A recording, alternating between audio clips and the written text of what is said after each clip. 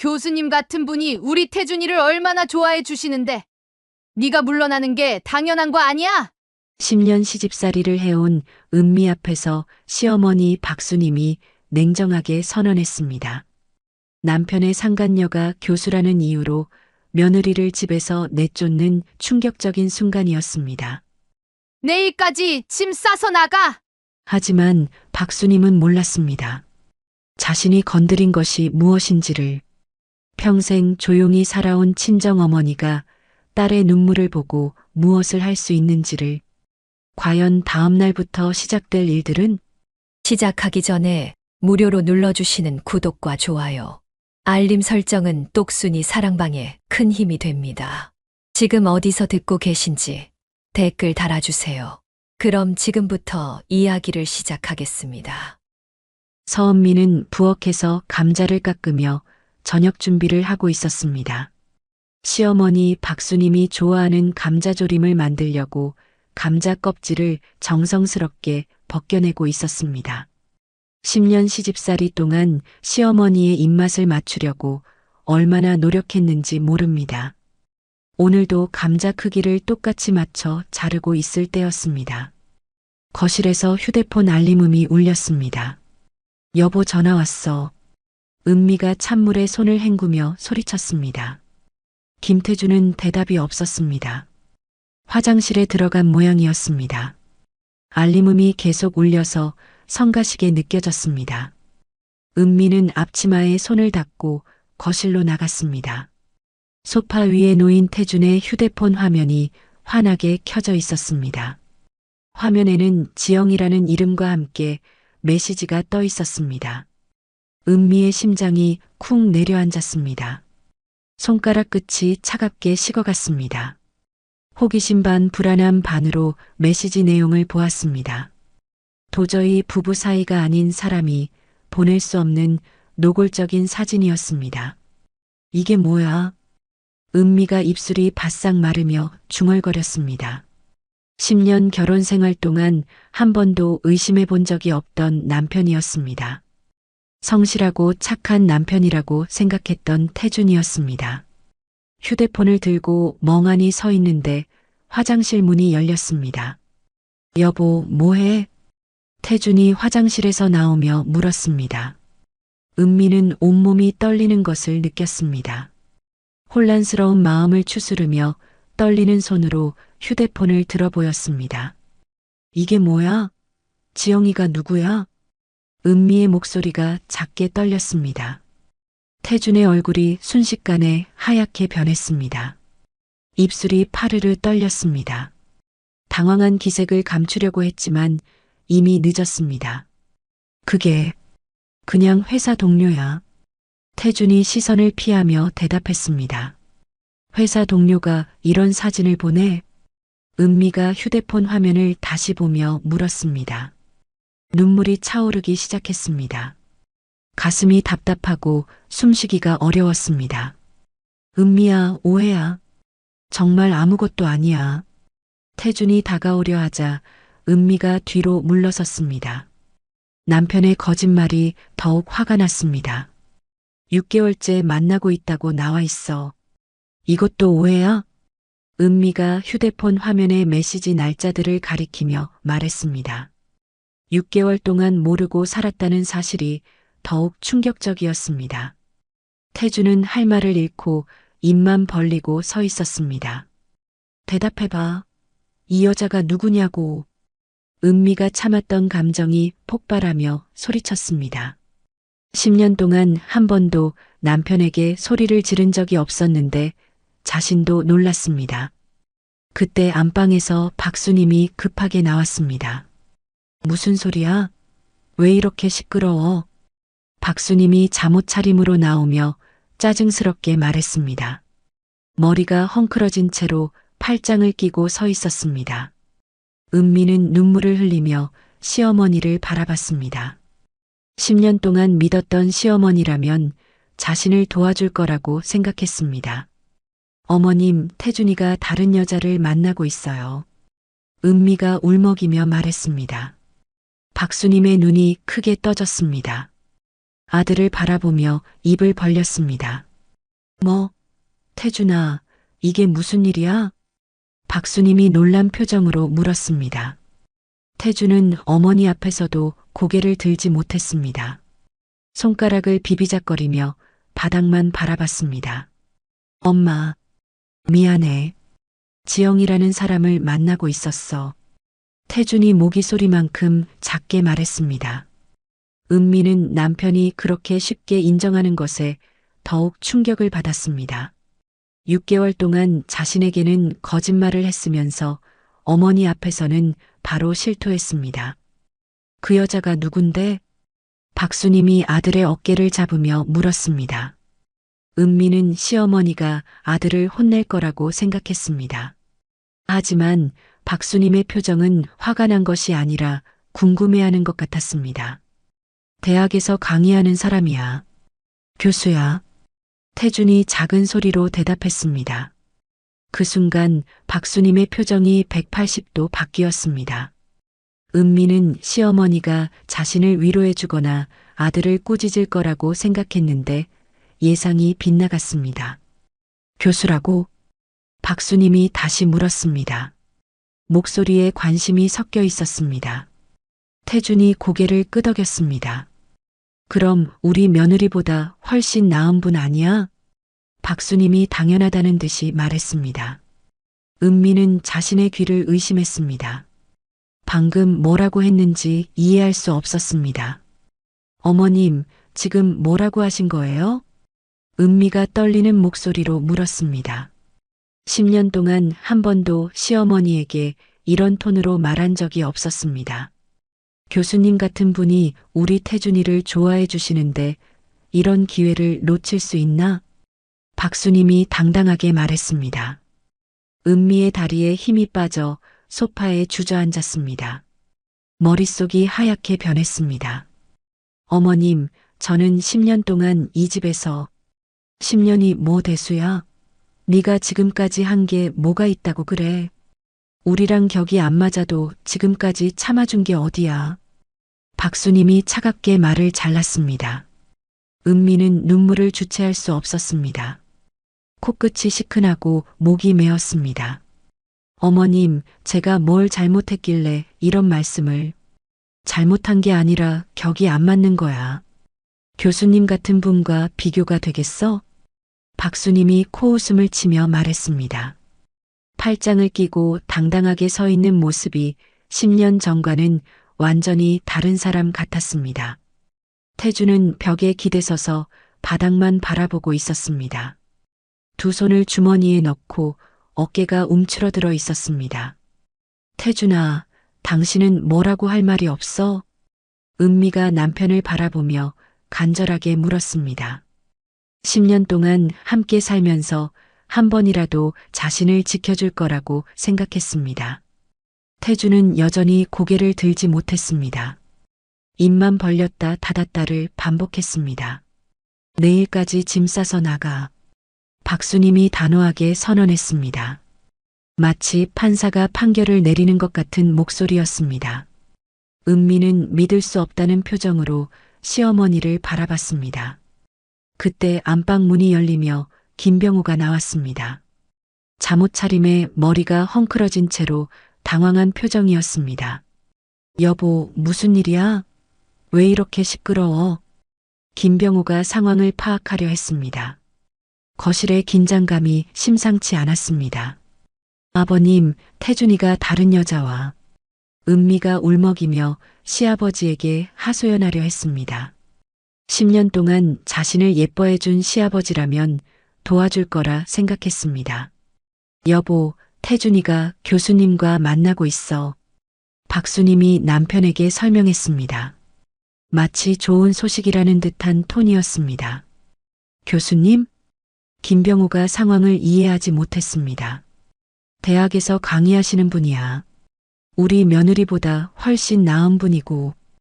그래도 여보, 은미는 10년을. 김병고가 조심스럽게 말을 꺼냈습니다. 며느리에 대한 최소한의 정을 보였습니다. 아버님, 은미가 희망을 품고 시아버지를 바라봤습니다. 10년이 뭐가 대수야? 교수님 같은 분이 우리 태준이를 좋아해 주시는데 박수님이 남편의 말을 단칼에 자른 듯 말했습니다. 하지만 여보, 당신도 찬성하는 거지? 더 좋은 며느리를 만날 기회인데. 박수님이 남편을 압박했습니다. 김병호는 아내의 강한 눈빛을 받고 주춤했습니다. 그렇긴 하지만 그래도 은미가. 뭘 그래도야? 이런 기회를 놓칠 수 있어? 박수님의 목소리가 더욱 날카로워졌습니다. 김병호는 아내 앞에서 늘 그랬듯 기가 죽었습니다. 은미는 시아버지마저 자신의 편이 되어주지 않는다는 절망감에 빠졌습니다. 정말 이러실 거예요? 은미가 마지막으로 물었습니다. 목소리에는 간절함과 절망이 섞여 있었습니다. 각자 길이 다른 거야. 교수님께서는 우리 태준이에게 좋은 기회를 주시는 거고, 박수님이 팔짱을 끼며 냉정하게 말했습니다. 김병호는 고개를 숙이고 바닥만 바라봤습니다. 아버님은 정말 이렇게 생각하세요? 은미가 마지막 희망으로 시아버지를 바라봤습니다. 그게 엄마 말도 일리가. 김병호가 우물쭈물하며 아내 눈치만 봤습니다. 결국 아내의 편을 들 수밖에 없었습니다. 은미는 더 이상 할 말이 없었습니다. 10년 동안 정성껏 모셨던 시부모가 이렇게 차가울 줄 몰랐습니다. 특히 그래도 자신을 조금이나마 이해해 줄 거라 믿었던 시아버지마저 외면하니 더욱 절망스러웠습니다. 방으로 들어가며 문을 쾅 닫았습니다. 그날 밤 은미는 혼자 방에서 밤새 울었습니다. 신혼 때부터 지금까지의 기억들이 영화처럼 머릿속을 스쳐 지나갔습니다. 첫 시집살이 때 박수님이 했던 말들이 떠올랐습니다. 반찬이 겨우 5가지야? 우리 집은 원래 10가지는 기본이야. 이 김치 너무 짜네. 친정에서 어떻게 배웠어? 설거지할 때 그릇 소리 좀 안 나게 해. 귀가 아프잖아. 매일 아침 6시에 일어나서 시부모님 아침밥을 차려야 했습니다. 조금이라도 늦으면 새댁이 게을러서 어떡하나라는 핀잔이 돌아왔습니다. 친정 어머니가 해준 반찬을 가져왔을 때도 너희 친정 음식은 우리 입맛에 안 맞아라며 거들떠보지도 않았습니다. 친정에 가는 것도 마음대로 할 수 없었습니다. 명절도 아닌데 친정에 자주 가면 시댁을 우습게 보는 거야. 한 달에 한 번 가는 것도 눈치를 봐야 했습니다.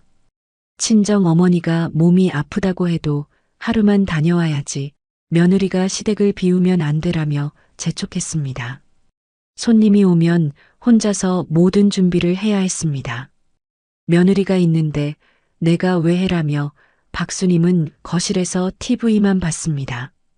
음식 준비부터 설거지까지 모두 은미의 몫이었습니다. 손님들이 며느리 참 잘 들였네라고 하면 그때서야 만족스러운 표정을 지었습니다. 옷 하나 사는 것도 자유롭지 못했습니다. 며느리가 너무 화려하게 입으면 경박해 보여. 그런 옷에 그렇게 돈을 써? 살림에 보태면 얼마나 좋겠어. 은미는 항상 수수한 옷만 입어야 했습니다. 가장 힘들었던 것은 아이가 없다는 핀잔이었습니다. 결혼한 지 벌써 몇 년인데 아직도 아이 소식이 없어? 병원에는 가봤어? 혹시 문제가 있는 건 아니야? 매달 그런 말들을 들어야 했고 그럴 때마다 태주는 아무 말도 하지 않았습니다. 시어머니 친구들이 놀러 오면 더욱 괴로웠습니다. 우리 며느리는 아직 어려서 음식 솜씨가 부족해. 친정에서 제대로 안 가르쳐 줬나 봐. 은미가 듣고 있는 앞에서 그런 말들을 서슴없이 했습니다. 10년 동안 단 한 번도 고맙다는 말을 들어본 적이 없었습니다. 무엇을 해도 당연하다는 표정이었고 조금이라도 부족하면 바로 지적이 들어왔습니다. 우리 집 며느리는 참 순해서 말을 잘 들어라며 남들 앞에서는 자랑했지만 집에서는 늘 부족하다고 했습니다. 명절마다 혼자서 모든 음식을 준비했던 일들이 떠올랐습니다. 새벽 4시부터 일어나서 혼자 제사 음식을 만들고 차례상을 차렸던 기억들이었습니다. 시어머니가 며느리가 정성이 부족하다고 핀잔을 주어도 참았던 일들이 생각났습니다. 그런 시어머니가 오늘은 교수라는 이유로 상간녀의 편을 들었습니다. 10년 동안 참아온 모든 것들이 한순간에 무너져 내렸습니다. 새벽 5시가 되자 은미는 결심을 했습니다. 옷장에서 옷가지를 꺼내기 시작했습니다. 10년 동안 모은 물건들이 생각보다 많지 않았습니다. 결혼할 때 가져온 옷들과 몇 가지 소품들 뿐이었습니다. 가방 3개면 충분했습니다. 나머지는 모두 이 집에서 산 것들이니 가져갈 이유가 없었습니다. 거실로 나가니 태준이 소파에 앉아 있었습니다. 밤새 잠을 못 잔 모양인지 눈이 빨갛게 부어 있었습니다. 머리가 헝클어지고 옷도 구겨진 채였습니다. 은미야.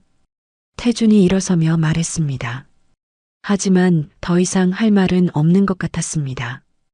은미는 태준을 바라보지도 않고 현관으로 향했습니다. 10년 동안 신었던 집 슬리퍼를 벗고 운동화를 신었습니다. 지금 선택에 대해 후회하지 않기를 바래. 은미가 차가운 목소리로 말하며 문 손잡이를 잡았습니다. 그때 박수님이 안방에서 나왔습니다. 머리를 대충 빗고 나와 은미를 내려다봤습니다. 가는구나. 그래, 잘 생각한 거야. 속이 다 시원하네. 박수님이 아무렇지도 않게 말했습니다. 마치 집을 나서는 게 당연하다는 표정이었습니다. 은미는 대답하지 않고 집을 나섰습니다. 이른 아침 찬 공기가 얼굴을 스쳤습니다. 10년 만에 이 집을 나서는 기분이 묘했습니다. 택시를 불러 친정 주소를 말했습니다. 택시 기사가 이른 아침인데 어디 가세요? 라고 물었지만 은미는 대답할 수 없었습니다. 택시를 타고 친정으로 가는 40분 동안 은미는 창밖을 바라봤습니다. 아직 어둠이 가시지 않은 새벽거리가 을씨년스러웠습니다. 가로등 불빛이 스치며 지나갔습니다. 10년 만에 이 길을 혼자 가고 있다는 생각이 들었습니다. 결혼할 때는 행복하게 시집 갔는데 이렇게 쫓겨나듯 돌아오게 될 줄 몰랐습니다. 한편 집에서는 박수님이 태준에게 말하고 있었습니다. 거실 소파에 나란히 앉아 있었습니다. 교수님한테 빨리 프로포즈해라. 이런 기회는 다시 안 와. 박수님이 아들의 어깨를 두드리며 말했습니다. 마치 좋은 일이 생긴 것처럼 기뻐하는 표정이었습니다. 엄마, 그래도 은미는 10년을 함께. 태준이 망설이며 말했습니다. 아직 마음 한편에는 미안함이 남아 있었습니다. 무슨 소리야? 교수님 같은 분과 인연을 맺을 수 있는데. 그리고 네가 그런 말을 할 처지는 아니지. 박수님이 태준의 말을 끊었습니다. 눈을 반짝이며 흥분한 표정이었습니다. 태준은 복잡한 마음으로 휴대폰을 바라봤습니다. 지영에 대한 감정과 은미에 대한 미안함이 뒤섞여 있었습니다. 그 시각 친정 대문 앞에 서자 은미는 한참 망설였습니다. 이런 초라한 모습으로 어머니를 만나기가 부끄러웠습니다. 결혼할 때 행복하게 살겠다고 약속했는데 이렇게 돌아오니 면목이 없었습니다. 그때 대문이 열렸습니다. 은미야? 오정숙이 쓰레기 봉투를 들고 나오다가 딸을 발견했습니다. 딸의 초췌한 얼굴과 가방들을 보자 무슨 일인지 바로 알 수 있었습니다. 30년 넘게 키운 딸의 표정을 보면 다 알았습니다. 엄마, 은미가 울먹이며 말했습니다. 목이 메어서 더 이상 말을 할 수 없었습니다. 정숙은 아무 말 없이 딸을 끌어안았습니다. 따뜻한 어머니의 품에서 은미는 참았던 눈물을 쏟아냈습니다. 들어가자. 정숙이 조용히 말하며 딸의 가방을 받아들었습니다. 딸을 집 안으로 데려가며 등을 토닥여줬습니다. 거실에 앉은 은미는 처음부터 끝까지 모든 것을 털어놓았습니다. 남편의 불륜부터 시어머니의 충격적인 반응까지 하나도 빠뜨리지 않고 이야기했습니다. 정숙은 딸의 이야기를 끝까지 조용히 들어주었습니다. 중간에 끊거나 질문하지 않고 끝까지 들었습니다. 엄마가 살면서 제일 후회하는 건 너를 그런 집에 보낸 거야. 엄마가 좀 더 말렸어야 했는데. 정숙이 눈물을 닦으며 말했습니다. 평생 강한 모습만 보여주던 어머니가 우는 모습을 보는 것이 아버지가 돌아가신 후 처음이었습니다. 은미도 어머니를 보며 다시 눈물이 났습니다. 이제 엄마가 나서서 해결해 줄게. 정숙이 딸의 손을 꽉 잡으며 말했습니다. 목소리에는 평소와 다른 단단함이 느껴졌습니다. 마치 무언가 결심을 한 것 같았습니다. 그 시각 태주는 복잡한 마음으로 한지영에게 전화를 걸었습니다. 어머니의 재촉도 있었고 이 상황을 지영에게 알려야 한다는 생각이 들었습니다. 지영아, 나야. 태준 씨? 이 시간에 왜 전화를? 은미가 집을 나갔어. 태준이 직접적으로 말했습니다. 정말요? 쫓겨난 거예요? 전화기 너머로 한지영의 놀라는 소리가 들렸습니다. 응, 그래. 태준이 힘없이 대답했습니다. 이제 우리가 당당하게 만날 수 있는 거네요. 참, 제가 곧 정교수로 승진할 예정이에요. 지영이 기뻐하며 말했습니다. 마치 좋은 일이 생긴 것처럼 신나하는 목소리였습니다. 태주는 복잡한 심정으로 전화를 받고 있었습니다. 뭔가 잘못되고 있다는 생각이 들었지만 이미 돌이킬 수 없는 상황이었습니다. 정숙은 딸이 잠든 후 혼자 서재로 들어갔습니다. 오랫동안 들여다보지 않았던 서랍을 열었습니다. 30년 전 대기업 임원 시절의 명함첩이 나왔습니다. 먼지를 털어내며 천천히 펼쳐봤습니다. 명함 하나하나에 추억이 담겨 있었습니다. 현재 제게 서열 10위 안에 드는 사람들의 젊었을 때 명함들이었습니다.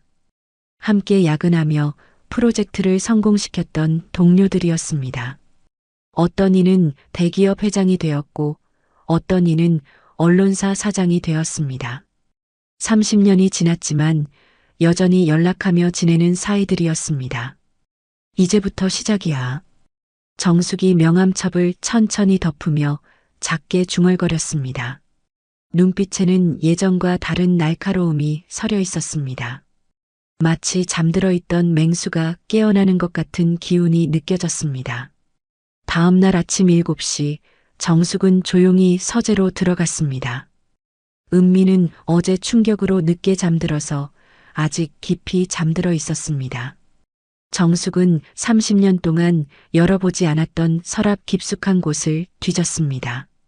먼지가 쌓인 오래된 명함첩과 전화번호부가 나왔습니다. 페이지를 넘기며 하나씩 확인했습니다. 정숙은 휴대폰을 들고 첫 번째 전화를 걸었습니다. 김병호의 건설회사에 대해 알아보기 위해서였습니다. 한편 은미는 10시가 넘어서야 일어났습니다. 학교에 전화를 걸어 병가를 내야 했습니다.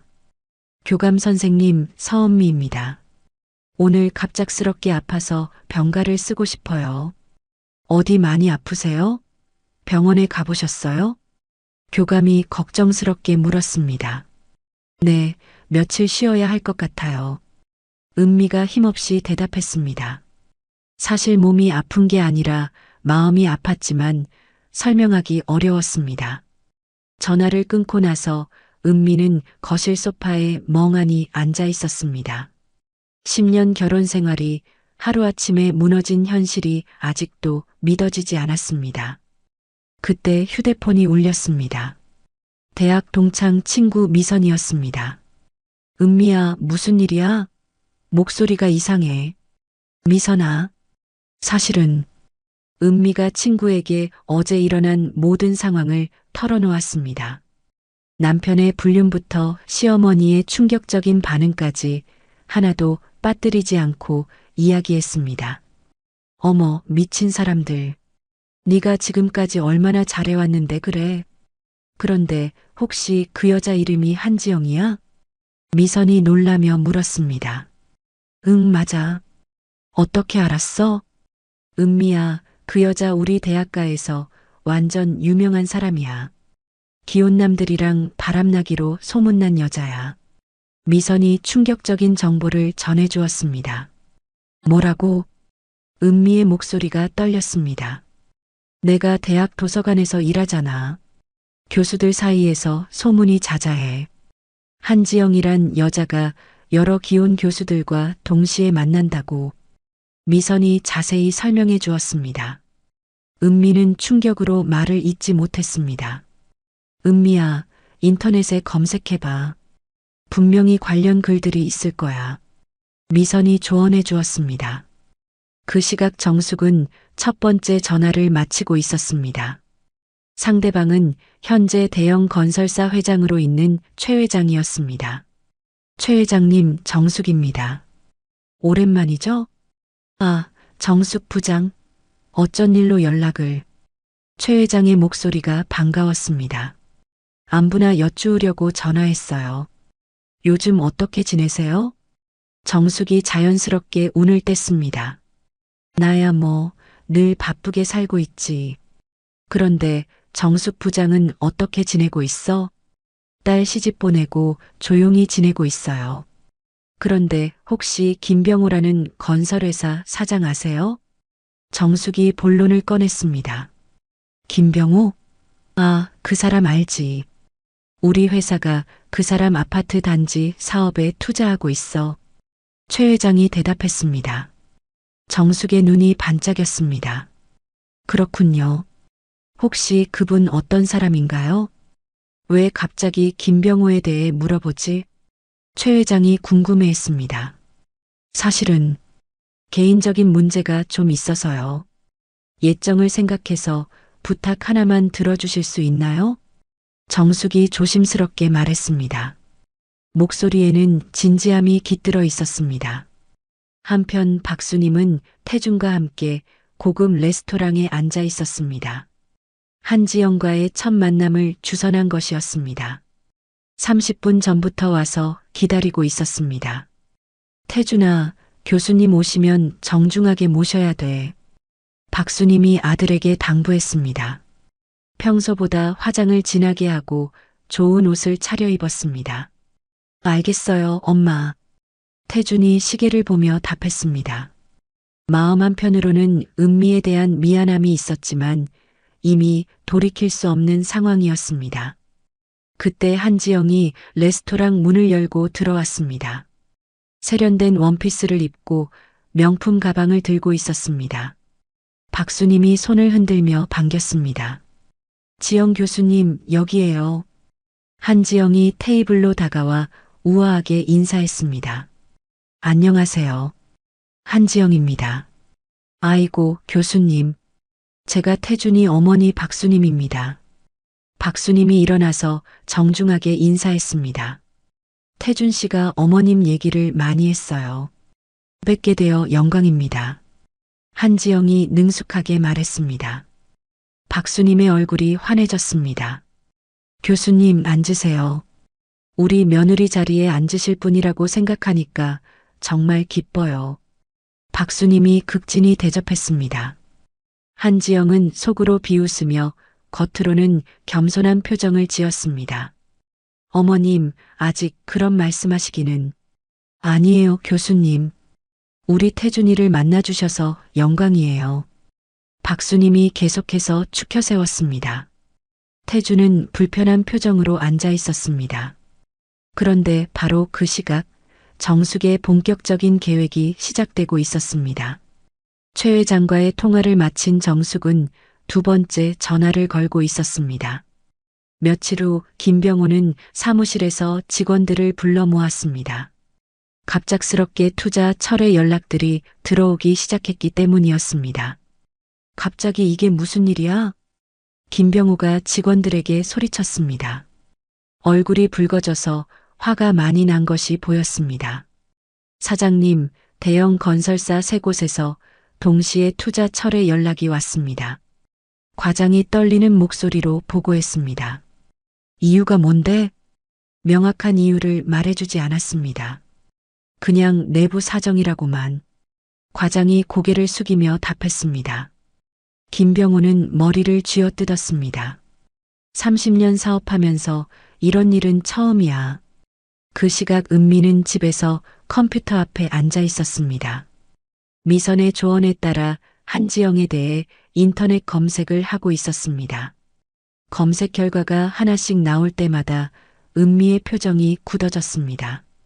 대학 커뮤니티 사이트에 한지영에 관한 글들이 여러 개 올라와 있었습니다. 기혼 교수들과 동시 교제하는 시간 강사라는 제목의 글도 있었습니다.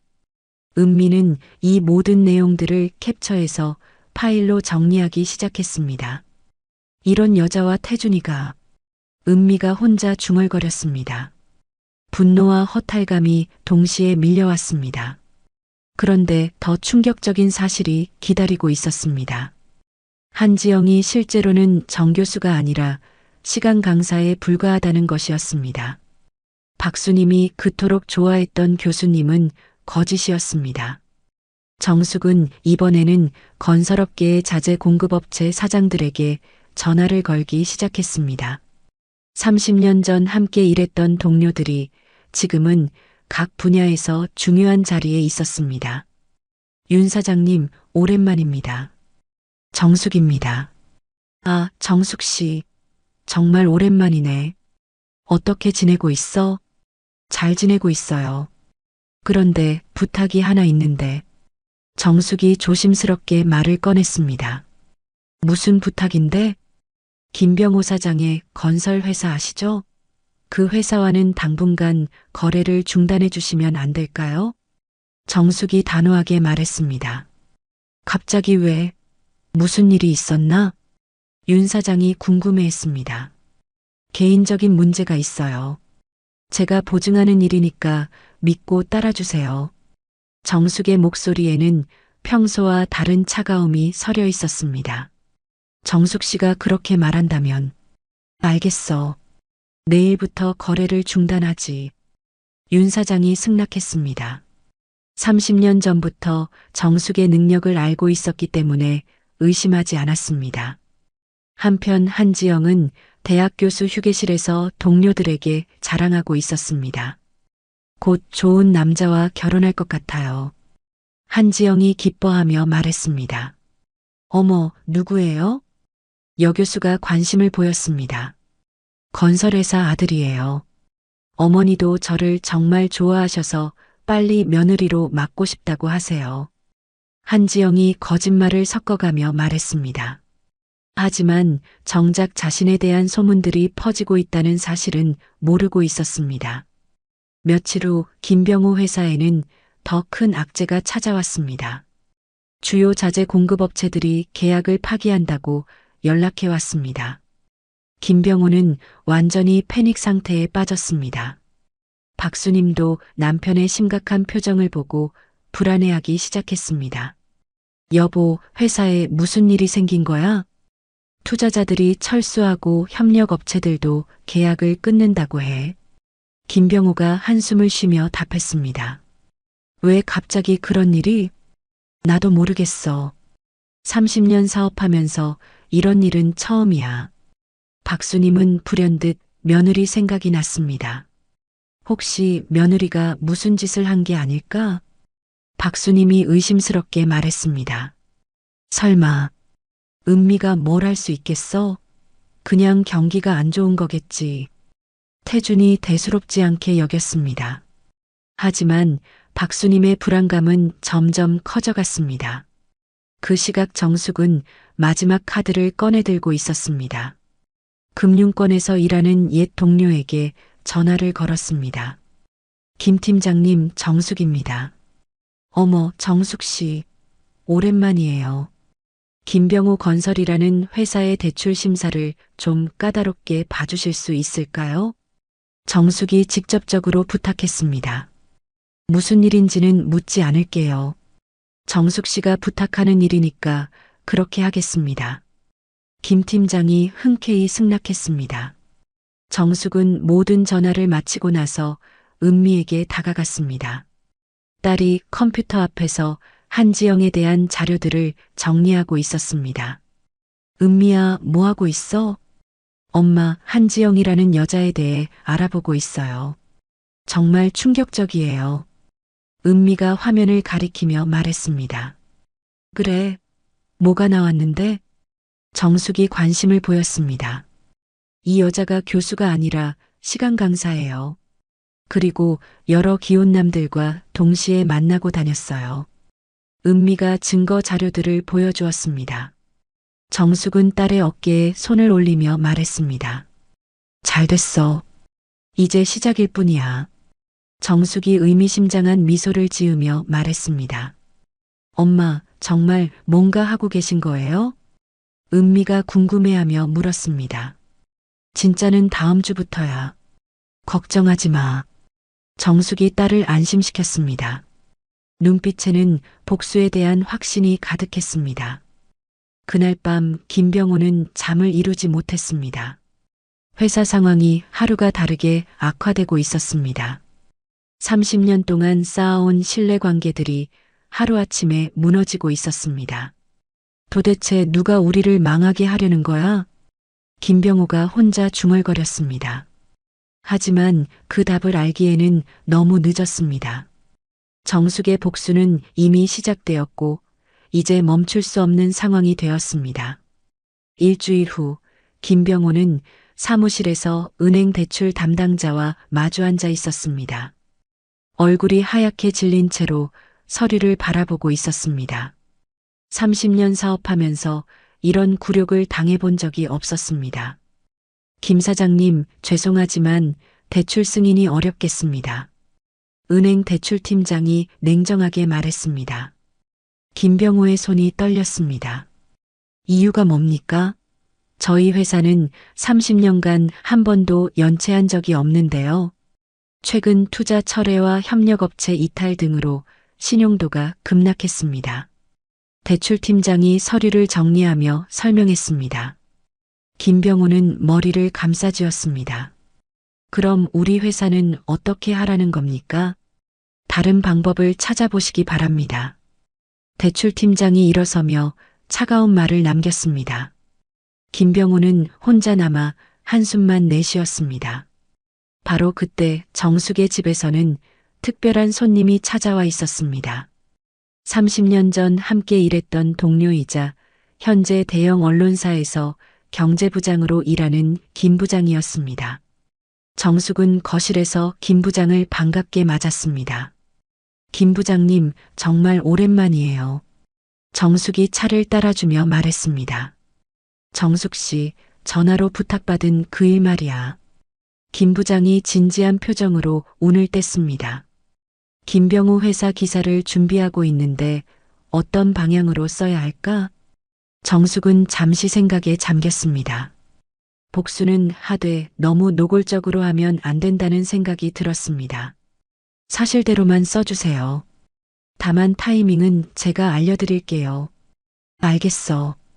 그런데 정숙 씨, 개인적인 일이라고 했는데 김 부장이 궁금해하며 물었습니다. 제 딸이 그 집 며느리였어요. 과거형이죠. 정숙이 씁쓸하게 말했습니다. 김 부장은 무슨 일인지 대충 짐작할 수 있었습니다. 아, 그렇구나. 딸 일이라면 당연히 도와야지. 김 부장이 고개를 끄덕였습니다. 한편 은미는 어머니와 함께 서울의 한 고급 호텔 라운지에 앉아 있었습니다. 정숙의 또 다른 옛 동료인 이 사장을 만나기 위해서였습니다. 이 사장은 서울 강남 지역의 명문 사립초등학교 재단을 운영하고 있었습니다. 정숙 씨, 정말 오랜만이에요. 이 사장이 반갑게 인사했습니다. 정숙보다 2살 어렸지만 먼저 성공해서 후배들을 많이 도와주는 인물이었습니다. 이 사장님 바쁘신데 시간 내주셔서 감사해요. 정숙이 정중하게 인사했습니다. 이쪽이 딸이구나? 안녕하세요. 이 사장이 은미에게 친근하게 말했습니다. 안녕하세요. 서은미입니다. 은미가 어색하게 인사했습니다. 초등학교 교사인 자신이 이런 높은 분을 만나는 것이 부담스러웠습니다. 정숙 씨가 추천하는 선생님이라면 당연히 우리 학교로 모셔야죠. 이사장이 흔쾌히 말했습니다. 은미가 깜짝 놀랐습니다. 그런데 아직 제가 아무것도 말씀드리지 않았는데 정숙 씨가 미리 연락했어. 딸이 서울로 정근을 원한다고. 이사장이 웃으며 설명했습니다. 정숙이 미리 모든 걸 준비해뒀다는 사실에 은미는 감동했습니다. 언제부터 출근 가능하세요? 다음 달부터 가능합니다. 은미가 대답했습니다. 좋습니다. 내일 서류만 준비해서 보내주세요. 이사장이 단번에 결정했습니다. 30년 전 정숙의 능력을 알고 있었기 때문에 의심하지 않았습니다. 그 시각 한지영은 대학 화장실에서 동료 교수들의 대화를 엿듣고 있었습니다. 자신에 대한 이야기인 것 같아서 숨어서 들어보고 있었습니다. 한지영 그 여자 드디어 정체가 드러났네. 아니 정말 뻔뻔하게도 여러 교수들을 동시에 만났다니. 그것도 모두 기혼자들만 골라서 말이야. 두 교수의 대화가 화장실 문 너머로 들렸습니다. 한지영의 얼굴이 창백해졌습니다. 누가 이런 소문을 퍼뜨린 거야? 한지영이 속으로 중얼거렸습니다. 지금까지 조심스럽게 행동했다고 생각했는데 들통이 났습니다. 화장실에서 나온 한지영은 급하게 태준에게 전화를 걸었습니다. 태준 씨, 지금 어디예요? 회사에 있어. 왜? 태준이 피곤한 목소리로 답했습니다. 회사 상황이 어려워져서 연일 야근하고 있었습니다. 만날 수 있어요? 급한 일이 있어서. 지금은 어려울 것 같은데. 회사 사정이 안 좋아서. 태준이 난처해하며 말했습니다. 한지영의 목소리가 날카로워졌습니다. 당분간 만나지 말자는 거예요? 그런 게 아니라 정말 회사가 어려워서. 집안 사정이 어려우면 제가 도울 수도 있는데요. 한지영이 거짓말을 했습니다. 실제로는 도울 능력도 의지도 없었습니다. 그날 저녁 박수님은 태준을 불러 앉혔습니다. 남편이 회사 일로 우울해하는 모습을 보니 불안했습니다. 태준아, 한지영 교수님께 도움을 요청해봐. 엄마, 지영이는 교수라서 이쪽 일은 잘 모른다고 해. 교수님이면 인맥이 많을 텐데 한번 부탁해봐. 박수님이 재촉했습니다. 태준은 어머니의 기대와 현실 사이의 괴리를 느꼈습니다. 한편 정숙은 은미와 함께 사무실로 가고 있었습니다. 사립탐정을 만나기 위해서였습니다. 한지영에 대한 더 자세한 조사가 필요했습니다. 어머니, 이런 데까지 갈 필요가 있을까요? 은미가 걱정스럽게 물었습니다. 적을 알고 나를 알면 백전백승이야. 그 여자에 대해 정확히 알아야 해. 정숙이 단호하게 말했습니다. 사립탐정 사무실에 도착하자 중년의 남자가 나와서 맞았습니다. 의뢰인이 오정숙 씨죠? 네, 전화로 말씀드린 일로 왔어요. 정숙이 명함을 건네며 말했습니다. 한지영이라는 인물에 대한 조사 말씀이죠? 네, 가능한 한 자세히 알아봐 주세요. 며칠 정도 시간을 주시면 될 것 같습니다. 사립탐정이 자신 있게 대답했습니다. 며칠 후 김병호 회사에는 더 큰 충격이 기다리고 있었습니다. 직원들이 집단으로 사표를 제출한 것입니다. 김병호는 회의실에서 직원들을 설득하려 했습니다. 여러분, 30년 동안 함께 일해온 사이 아닙니까? 김병호가 간절하게 말했습니다. 사장님, 월급도 못 받는 상황에서 어떻게 일을 해요? 과장이 대표로 말했습니다. 다른 직원들도 고개를 끄덕였습니다. 조금만 참아주세요. 곧 해결될 겁니다. 언제까지 기다려야 하는지 확답을 주세요. 그게 지금으로서는. 김병호가 말을 잇지 못했습니다. 직원들은 실망한 표정으로 하나둘 자리를 떠났습니다. 그날 밤 김병호는 박수님에게 털어놓았습니다. 여보, 혹시 며느리가 친정에서 뭔가 하고 있는 건 아닐까? 김병우가 조심스럽게 물었습니다. 설마 그런 평범한 사람들이 뭘 할 수 있겠어? 박수님이 코웃음을 쳤습니다. 하지만 내심으로는 불안함을 감추지 못했습니다. 그래도 한번 가서 알아보라고 태준이한테 말해봐. 알겠어. 박수님이 마지못해 동의했습니다. 다음 날 오후 태준은 떨리는 마음으로 은미의 친정집 앞에 도착했습니다. 10년 만에 이런 상황에서 처가를 방문하는 것이었습니다. 배를 누르자 정숙이 나왔습니다. 누구세요? 장모님 태준입니다. 태준이 작은 목소리로 말했습니다. 정숙은 이미 그가 올 것을 예상이라도 했듯 차분했습니다. 들어와. 할 이야기가 많을 것 같구나. 정숙이 냉정한 표정으로 문을 열어주었습니다. 태준은 정숙의 눈빛에서 예전과 다른 날카로움을 느꼈습니다. 뭔가 큰 변화가 일어나고 있다는 것을 직감했습니다. 앉아. 정숙이 거실 소파를 가리켰습니다. 태준은 어색하게 앉았습니다. 10년 동안 편하게 지냈던 장모가 이렇게 차갑게 느껴진 적이 없었습니다. 무슨 일로 왔니? 정숙이 정중하지만 거리감 있는 목소리로 물었습니다. 태준은 할 말을 잃고 입만 벌렸다 닫았다를 반복했습니다. 다음 날 오후 2시, 태준은 정숙의 차분하지만 위압적인 분위기에 압도당하며 거실 소파에 앉아 있었습니다. 평소 온화했던 장모가 이렇게 날카로울 줄 몰랐습니다. 정숙은 태준을 내려다보며 천천히 입을 열었습니다. 사위 덕분에 30년 만에 옛 동료들과 연락을 다시 하게 됐다. 정숙이 의미심장한 미소를 지으며 말했습니다. 태준의 등에 식은땀이 흘렀습니다. 장모님, 그게 무슨 말씀이신지. 다들 내 딸 이야기를 듣고 분노하더구나. 특히 김 회장은 정말 화를 많이 내시던데. 정숙이 차분하게 말했습니다. 태준은 김 회장이 누구인지 몰랐지만 심상치 않다는 것을 느꼈습니다. 정숙은 천천히 일어나서 거실벽으로 걸어갔습니다. 30년 전에 찍은 오래된 사진들이 걸려 있었습니다. 양복을 입은 젊은 남녀들이 함께 찍은 단체 사진이었습니다. 이분들이 누군지 아니? 정숙이 사진을 가리키며 물었습니다. 태준이 고개를 가로저었습니다. 현재 제게 서열 10위 안에 드는 분들이야. 모두 나와 함께 일했던 동료들이지. 정숙이 담담하게 말했습니다. 태준의 얼굴이 하얗게 변했습니다. 이분은 현재 대한건설 회장이고 이분은 미래일보 사장이야. 정숙이 사진 속 인물들을 하나씩 가리켰습니다. 태준은 그 이름들을 들으며 점점 작아졌습니다. 그리고 이분은 한국은행 부총재, 이분은 대성그룹 부회장이고, 장모님 설마.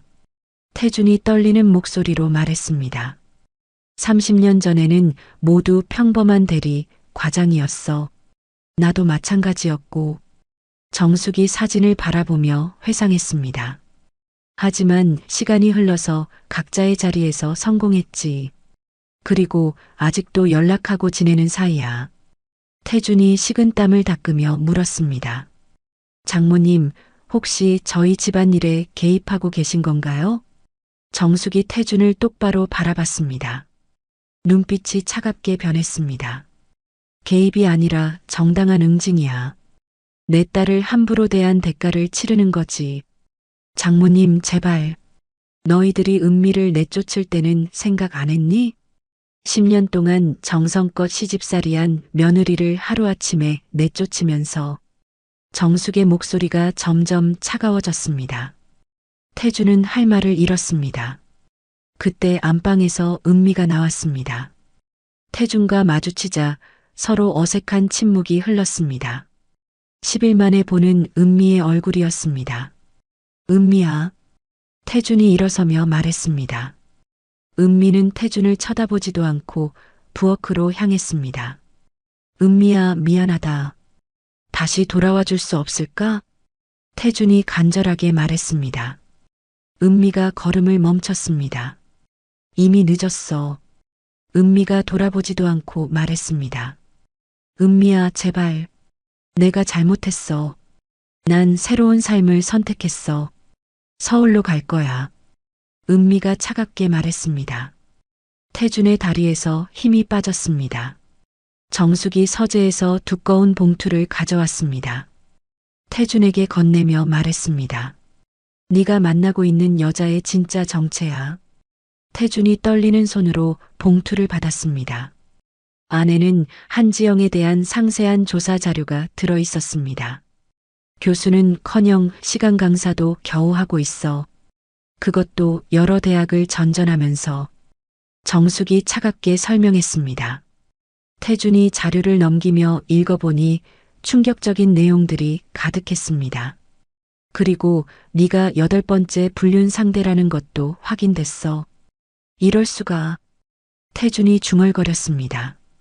한지영이 자신에게만 특별하다고 생각했는데 착각이었습니다.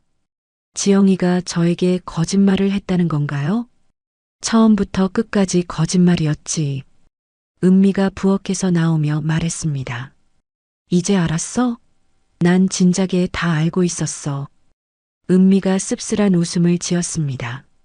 태준은 자료를 보며 머리를 감쌌습니다.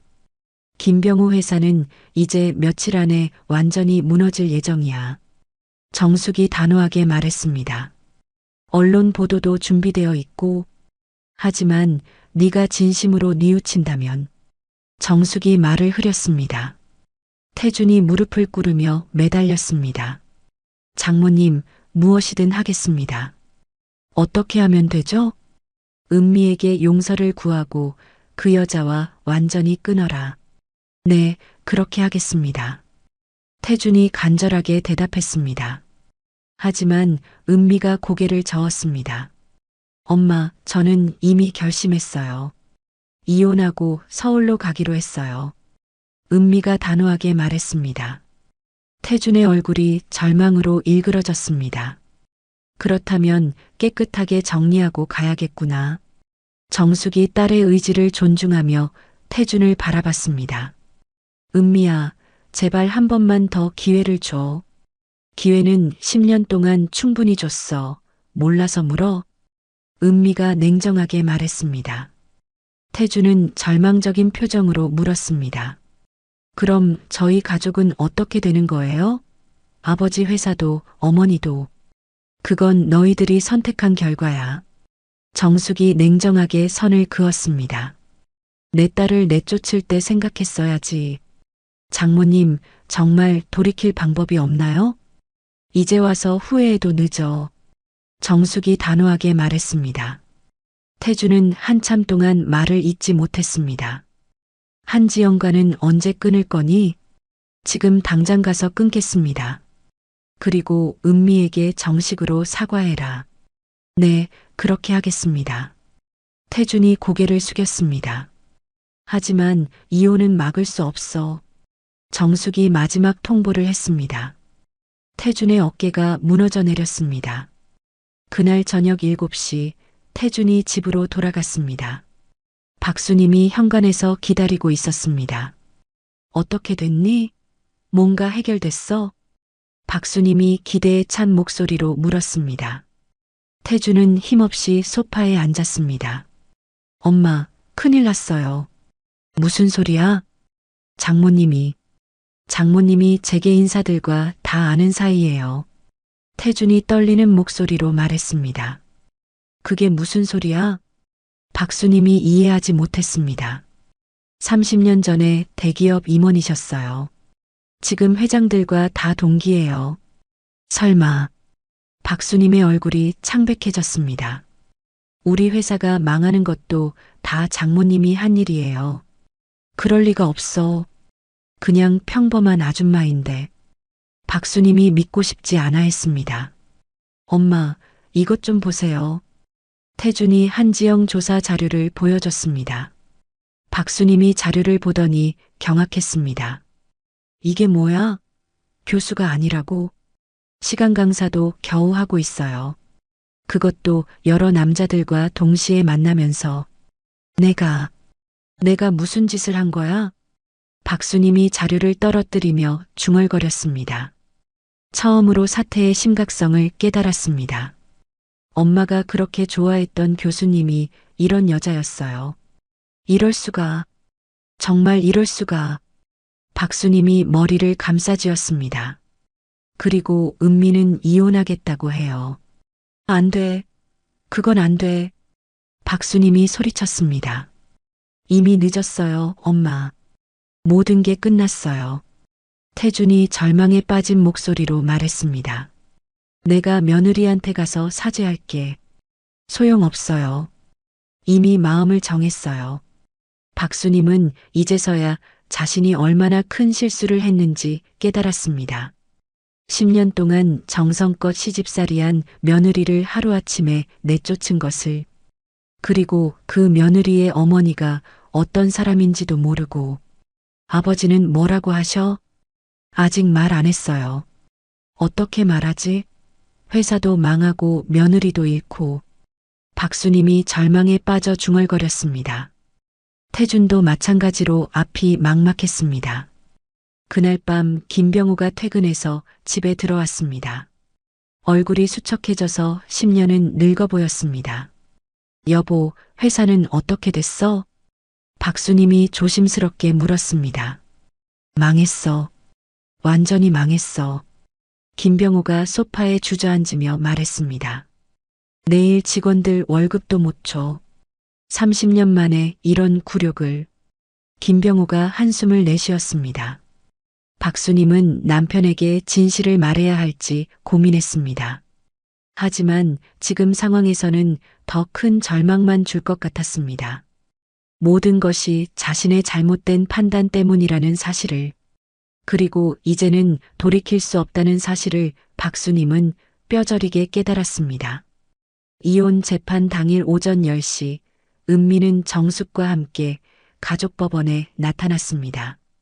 정숙이 준비해준 검은색 정장을 입고 당당한 모습이었습니다. 10일 전까지만 해도 초라하게 집에서 쫓겨났던 며느리는 이제 없었습니다. 반대편에는 태준과 김병우 부부가 앉아 있었습니다. 모두 초췌한 모습으로 고개를 숙이고 있었습니다. 특히 김병우는 회사 부도 위기로 인해 10년은 늙어 보였습니다. 재판부 입장하겠습니다. 법원 직원이 알렸습니다. 모두가 일어서서 판사를 맞았습니다. 서은미 씨와 김태준 씨의 이혼 사건을 시작하겠습니다. 판사가 엄숙하게 말했습니다. 은미의 변호사가 일어섰습니다. 재판장님, 피고 김태준은 한지영이라는 여성과 6개월간 불륜 관계를 유지했습니다. 변호사가 증거 자료들을 제출했습니다. 태준의 휴대폰 메시지와 만남 장소 영수증 등이 포함되어 있었습니다. 또한 피고의 어머니 박수님은 원고를 집에서 강제로 내쫓았습니다. 그런 사실이 있었나요? 판사가 태준에게 물었습니다. 네, 사실입니다. 태준이 작은 목소리로 인정했습니다. 변명할 여지가 전혀 없었습니다. 10년간 성실하게 가정을 꾸려온 원고에게 이는 심각한 정신적 피해를 주었습니다. 은미의 변호사가 계속 설명했습니다.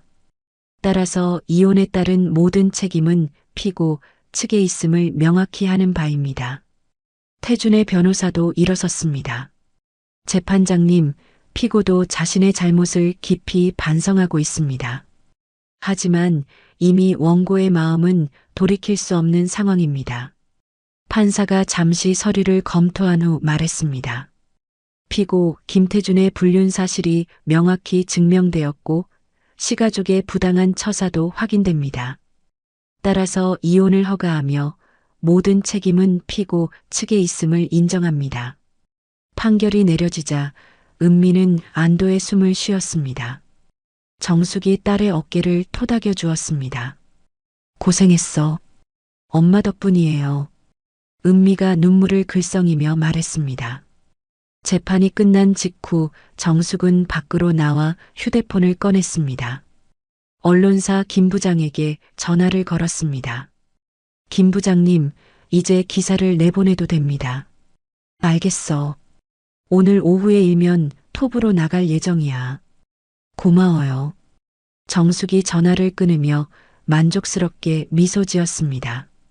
그날 오후 3시 주요 경제지 인터넷판에 충격적인 기사가 올라왔습니다. 중견 건설사 김병호 건설 연쇄 부도 위기, 투자자들 줄줄이 철수라는 제목이었습니다. 김병호는 사무실에서 그 기사를 보고 머리를 감쌌습니다. 이제 정말 끝이구나. 회사 직원들도 인터넷 기사를 보고 웅성거렸습니다. 사장님, 언론에까지 나왔어요. 이제 어떻게 하죠? 직원들의 불안한 목소리가 사무실에 가득했습니다. 한편 대학에서는 한지영에 대한 폭풍이 몰아치고 있었습니다. 한지영의 과거 불륜 행각이 모두 폭로되면서 학생들과 교수들 사이에 큰 화제가 되었습니다. 한지영 강사 수업 못 들어요. 학생들이 수업을 보이콧했습니다. 강의실에 들어간 한지영은 텅 빈 교실을 보고 충격을 받았습니다. 학생들이 어디 갔나요? 한지영이 조교에게 물었습니다. 선생님, 수업을 듣기 싫다고 하네요. 조교가 난처한 표정으로 답했습니다. 한지영의 얼굴이 창백해졌습니다. 교수 휴게실도 마찬가지였습니다. 한지영이 들어가자 다른 교수들이 모두 자리를 떴습니다. 어떻게 그런 짓을 할 수 있어? 학생들에게 어떤 영향을 줄지 생각해 봤어?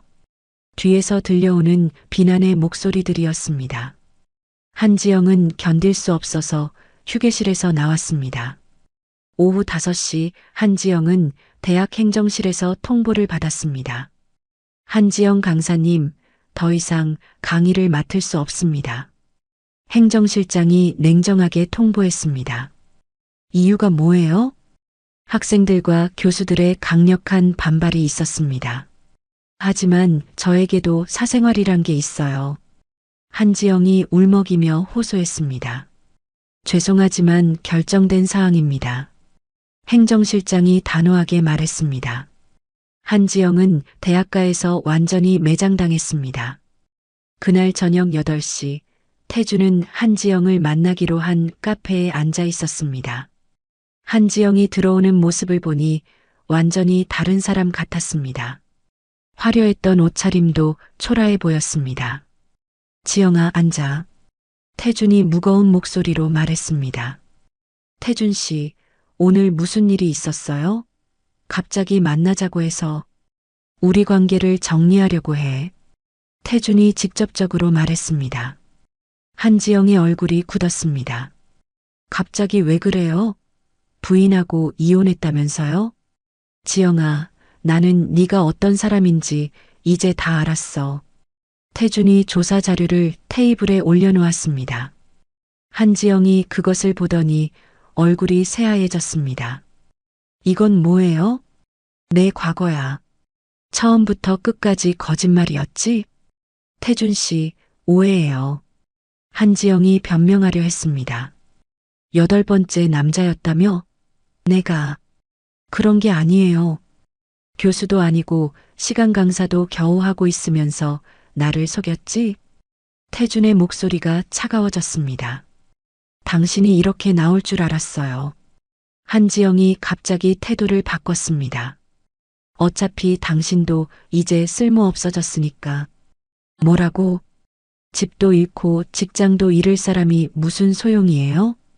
한지영의 본성이 드러났습니다. 그동안 얼마나 계산적이었는지 알 수 있었습니다. 정말 그렇게 생각했던 거야? 당연하죠. 진심이었다고 생각했어요? 한지영이 냉소적으로 웃었습니다. 태주는 자신이 얼마나 바보였는지 깨달았습니다. 그럼 이제 우리는 끝이네. 그렇죠. 깨끗하게 끝내요. 한지영이 일어서며 말했습니다. 10년 결혼 생활을 망가뜨린 것이 이런 여자였다는 사실에 태주는 허탈했습니다. 그 시각 김병호의 회사는 마침내 법정관리 신청을 하게 되었습니다. 30년간 일궈온 사업이 하루아침에 무너진 것이었습니다. 김병호는 사무실에서 마지막 정리를 하며 눈물을 흘렸습니다. 30년이 이렇게 끝나는구나. 직원들도 하나둘 짐을 싸서 떠났습니다. 한때 활기찼던 사무실이 텅 빈 공간이 되었습니다. 오후 9시 박수님은 남편의 상태를 걱정하며 병원에서 기다리고 있었습니다. 김병호가 충격으로 쓰러져서 응급실에 실려온 것이었습니다. 환자 보호자 되시나요? 의사가 박수님에게 다가왔습니다. 네, 아내입니다. 과로와 스트레스로 인한 일시적 기절입니다. 며칠 안정을 취하시면 괜찮을 겁니다. 다행이네요. 박수님이 안도의 숨을 쉬었습니다. 하지만 마음은 편하지 않았습니다. 모든 것이 자신의 잘못이라는 생각에 괴로웠습니다. 병원에서 나온 박수님은 은미에게 전화를 걸었습니다. 떨리는 손으로 번호를 눌렀습니다. 며느라. 박수님의 목소리가 울먹였습니다. 어머님, 무슨 일이세요? 은미가 차갑게 답했습니다. 제발 용서해다오. 내가 잘못했다. 어머님도 이제 그 대가를 치르시는 거예요. 은미가 냉정하게 말했습니다. 며느라, 정말 돌이킬 수 없니? 이미 늦었어요. 은미가 전화를 끊었습니다. 박수님은 병원 복도에서 혼자 울었습니다. 그날 밤 정숙과 은미는 서울의 새 아파트를 보러 갔습니다. 한강이 보이는 25평 아파트였습니다. 정숙이 미리 계약해둔 곳이었습니다. 어때? 마음에 들어? 정숙이 딸에게 물었습니다. 너무 좋아요, 엄마. 은미가 환한 미소를 지었습니다. 거실 창문으로 보이는 한강의 야경이 아름다웠습니다. 여기서 새로운 시작을 하렴. 정숙이 딸의 어깨를 감싸며 말했습니다. 엄마가 모든 걸 준비해뒀으니 걱정하지 마. 정말 고마워요. 은미가 어머니를 꼭 껴안았습니다. 10일 전의 절망은 이제 완전히 사라졌습니다. 다음 날 아침 은미는 새 학교에 첫 출근했습니다. 강남의 명문 사립초등학교는 시설도 좋고 분위기도 밝았습니다. 서은미 선생님 오셨네요. 환영합니다. 교감이 따뜻하게 맞아주었습니다. 잘 부탁드립니다. 은미가 정중하게 인사했습니다. 이사장님께서 특별히 추천하신 분이라고 하던데 기대가 큽니다. 교감의 말에 은미는 어머니에 대한 고마움을 다시 한번 느꼈습니다.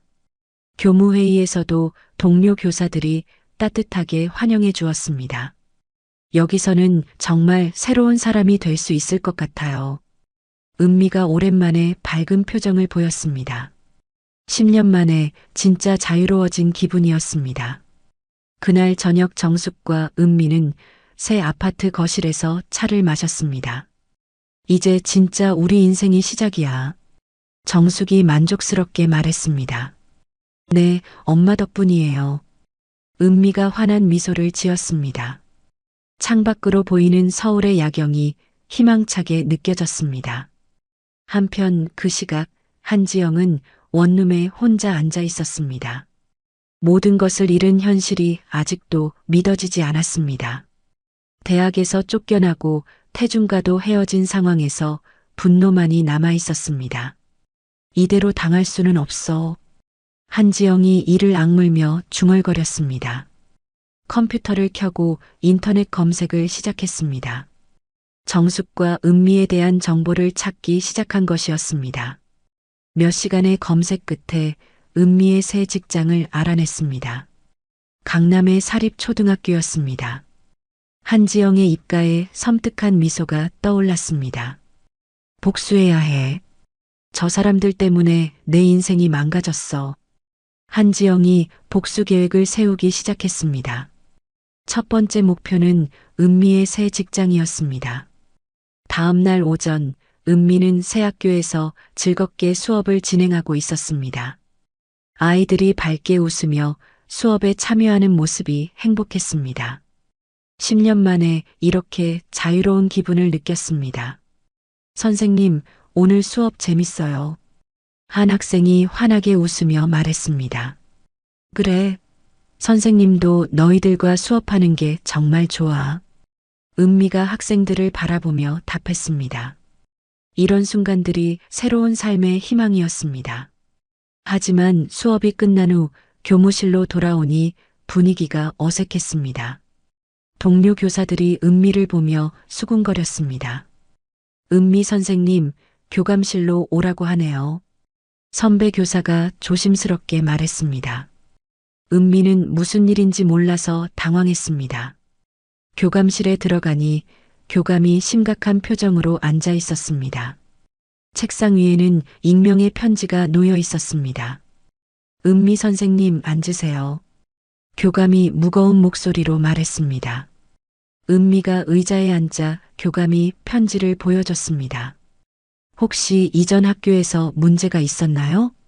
무슨 문제 말씀이신지 은미가 당황하며 물었습니다. 익명의 제보가 들어왔어요. 서은미 교사가 과거 학교에서 부정행위를 했다는 내용입니다.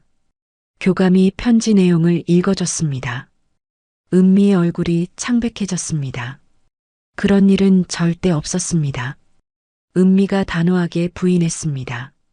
물론 선생님을 믿습니다. 하지만 제보가 구체적이라서 확인이 필요해요. 누가 이런 거짓말을? 은미가 떨리는 목소리로 말했습니다. 한지영의 짓이라는 것을 직감했습니다. 한편 정숙도 비슷한 상황에 처해 있었습니다. 30년 전 함께 일했던 동료 중 일부에게 익명 편지가 도착했습니다. 정숙이 개인적인 원한으로 직권을 남용했다는 내용이었습니다. 최 회장이 정숙에게 전화를 걸었습니다. 정숙 씨, 좀 이상한 편지를 받았는데. 무슨 편지 말씀이세요? 정숙이 불안한 마음으로 물었습니다. 자니가 김병우 건설 일로 우리를 이용했다는 내용이야. 최 회장의 목소리에 의구심이 섞여 있었습니다. 회장님, 그런 게 아닙니다. 제가 직접 설명드릴게요. 혹시 무리한 부탁을 한 게 아니야? 아닙니다. 정당한 이유가 있었어요.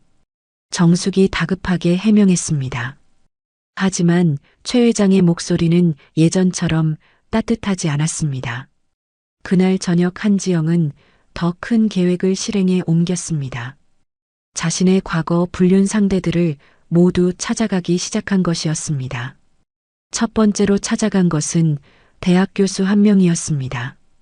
교수님, 정말 오랜만이에요. 한지영이 애교 섞인 목소리로 말했습니다. 지영 씨? 갑자기 왜? 교수가 당황하며 주변을 살펴봤습니다. 부인이 볼까봐 불안했습니다. 교수님, 저희 일이 부인에게 들통났어요.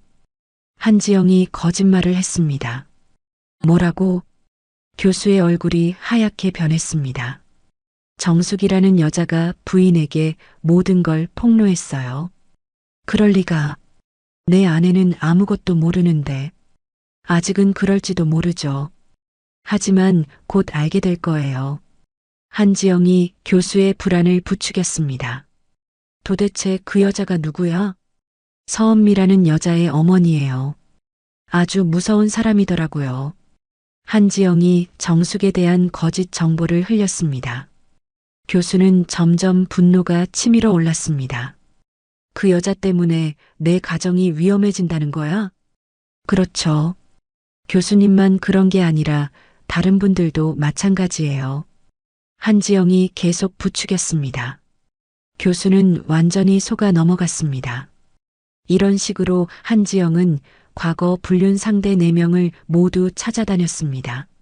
모두에게 같은 거짓말을 했습니다. 정숙이 자신들의 불륜을 부인들에게 폭로했다고. 며칠 후 저녁 9시 정숙과 은미가 새 아파트에서 저녁을 먹고 있었습니다. 평화로운 일상이었습니다. 은미가 학교에서 있었던 일을 어머니에게 이야기하고 있었습니다. 엄마, 오늘 아이들이 정말 귀여웠어요. 그래, 새 학교 생활이 만족스럽구나. 정숙이 흐뭇하게 답했습니다. 그때 갑자기 현관문을 세게 두드리는 소리가 들렸습니다. 쿵쿵쿵. 거친 소리가 아파트 전체에 울렸습니다. 누구지? 은미가 깜짝 놀라며 물었습니다. 정숙도 이상하다는 표정을 지었습니다. 문을 두드리는 소리가 점점 더 거세졌습니다. 그리고 밖에서 큰 소리가 들려왔습니다. 정숙이라는 년 나와. 남자들의 거친 목소리였습니다. 은미가 무서워서 어머니 뒤로 숨었습니다. 우리 가정 망가뜨린 년이 어디 있어? 나와서 사과해. 여러 남자들의 목소리가 들렸습니다. 술에 취한 것 같았습니다. 정숙은 누구인지 직감했습니다. 한지영이 선동한 과거 불륜 상대들이었습니다. 엄마, 어떻게 해요? 은미가 떨리는 목소리로 물었습니다. 괜찮아. 엄마가 해결할 테니 안방에 들어가 있어. 정숙이 차분하게 말했습니다. 하지만 마음속으로는 분노가 치밀어 올랐습니다. 밖에서는 점점 더 거친 욕설과 위협이 계속됐습니다. 문 안 열면 부숴버린다. 정숙이 어디 숨었어? 우리 인생 망가뜨린 주제에. 은미가 무서워서 112에 신고하려 했습니다. 하지만 정숙이 말렸습니다. 아직 기다려봐. 하지만 엄마, 너무 위험해요. 곧 조용해질 거야. 정숙이 예상한 대로 20분 후 경찰이 도착했습니다. 아마 다른 주민이 신고한 모양이었습니다. 경찰이 오자 소동은 일단 진정됐습니다. 하지만 한지영의 복수는 여기서 끝나지 않았습니다. 다음 날 오전 한지영은 인터넷 카페와 SNS에 정숙과 은미의 사진을 올렸습니다. 물론 개인정보도 함께 유포했습니다. 이 모녀가 무고한 사람들을 파멸시킨 악녀들이라는 거짓 내용과 함께 정숙이 그 글을 발견한 것은 오후였습니다. 딸과 자신의 사진이 인터넷에 퍼져 있는 것을 보고 충격을 받았습니다. 이젠 정말 참을 수 없어. 정숙이 이를 악물며 중얼거렸습니다. 30년 경력의 엘리트답지 않게 감정이 끌어올랐습니다. 은미의 학교 상황도 악화됐습니다. 인터넷에 퍼진 글 때문에 학부모들이 불안해하기 시작했습니다. 교감이 다시 은미를 불렀습니다. 은미 선생님, 죄송한데 당분간 수업을 쉬는 게 어떨까요? 무슨 말씀이세요? 은미가 놀라며 물었습니다. 인터넷에 올라온 글 때문에 학부모들이 우려를 표하고 있어요. 그 글은 모두 거짓말이에요. 물론 그렇다고 생각합니다. 하지만 사태가 진정될 때까지 교감이 난처해하며 말했습니다. 은미는 절망적인 기분이었습니다. 집에 돌아온 은미가 정숙에게 상황을 이야기했습니다. 엄마, 학교에서 당분간 쉬라고 해요. 그 여자가 너무 심하게 나오는군. 정숙의 눈빛이 차갑게 변했습니다. 엄마, 어떻게 할까요? 이제 더 이상 참을 수 없다. 정숙이 단호하게 말했습니다. 한지영을 완전히 처리하기 위한 마지막 계획을 세워야겠어. 마지막 계획이요? 그래. 이번에는 법적으로 완전히 매장시키겠어.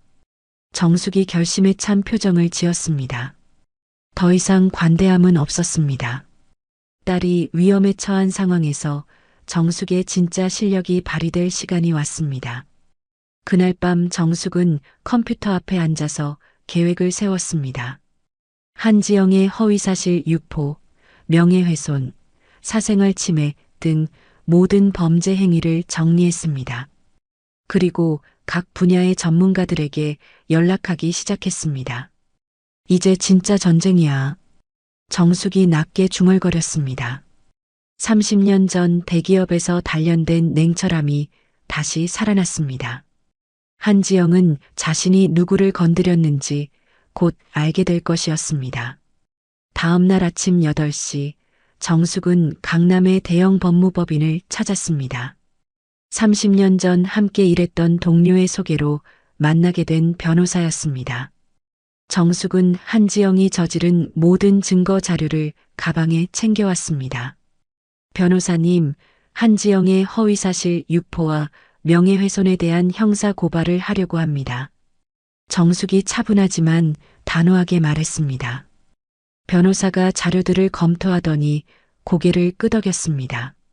충분히 가능합니다.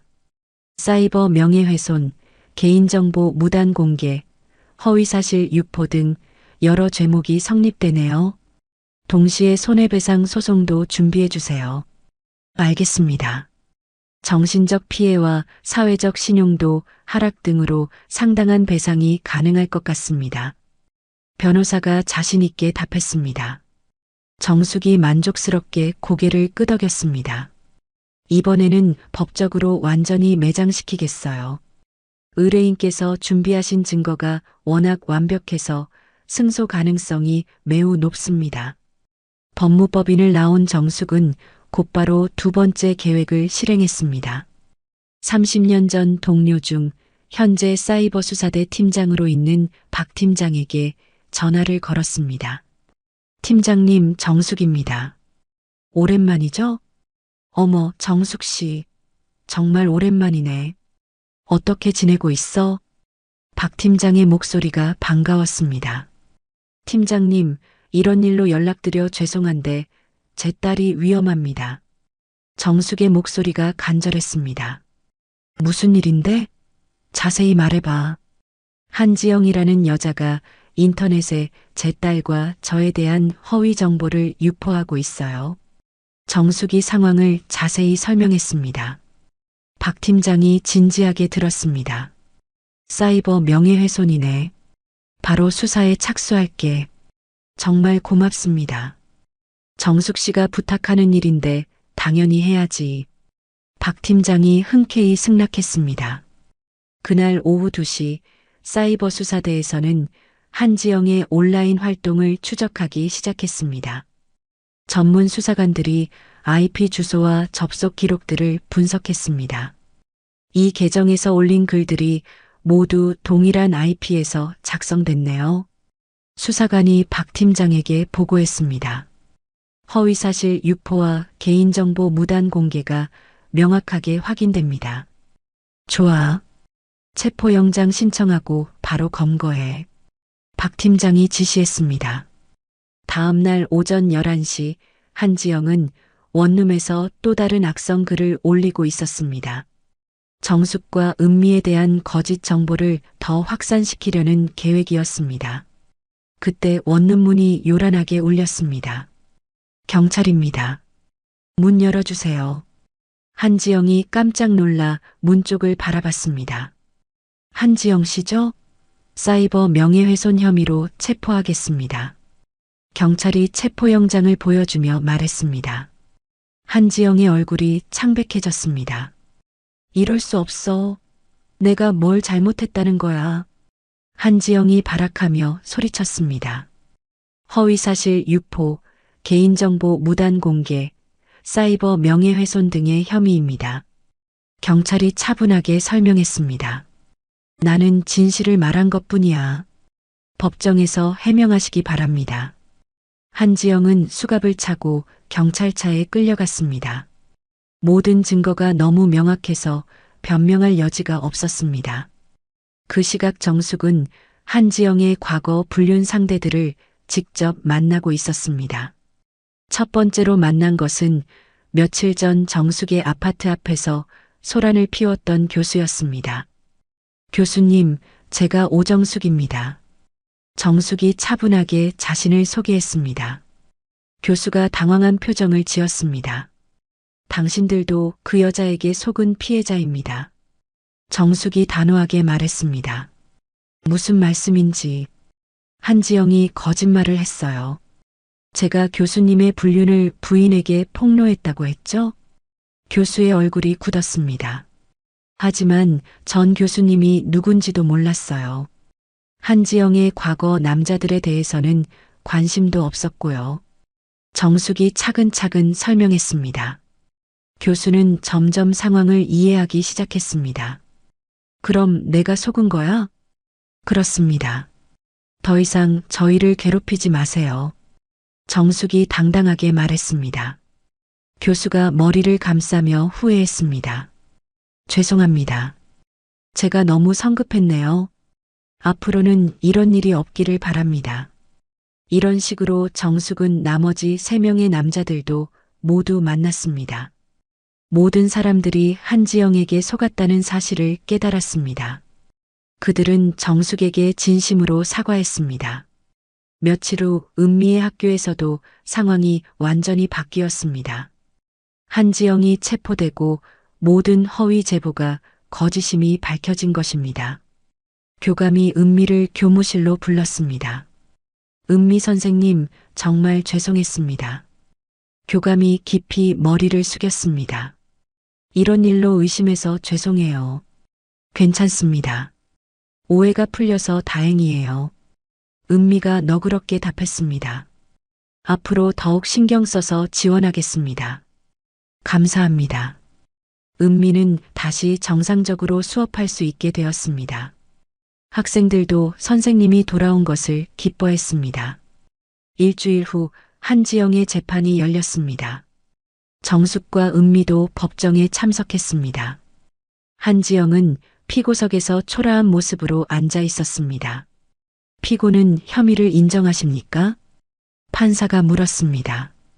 저는 모든 것을 잃었는데 저 사람들만 행복하게 사는 게 억울했어요. 한지영이 울먹이며 말했습니다. 그것이 범행의 이유입니까? 네, 인정합니다. 한지영이 고개를 숙였습니다. 변명할 여지가 전혀 없었습니다.